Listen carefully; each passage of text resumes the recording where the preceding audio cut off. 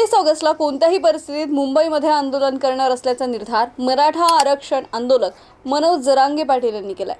मनोज जरांगे पाटील यांनी आज 25 ऑगस्ट रोजी अंतरवली सराटीमध्ये झालेल्या पत्रकार परिषदेमध्ये मराठ्यांना सर्व कामधंदे बाजूला ठेवून मुंबईमध्ये येण्याचं आवाहन केलंय। तर मुख्यमंत्री देवेंद्र फडणवीस यांना आज आणि उद्या असा 2 दिवसांचा अल्टिमेटमही मनोज जरांगे पाटील यांनी दिलाय। त्यासोबतच आरक्षण न दिल्यास सरकारही उलथून टाकण्याचा इशारा मनोज जरांगे पाटलांनी दिलाय। आंदोलनाच्या पार्श्वभूमीवर आज मनोज जरांगे पाटील बीडमध्ये पत्रकार परिषद घेत विविध मुद्द्यावर त्यांनी भाष्य केलं। अंतरवली सोडल्यावर मी कोणाचंच ऐकणार नाही। 2 महिन्यांपूर्वी मी स्वतः देवेंद्र फडणवीस यांना फोन केला होता।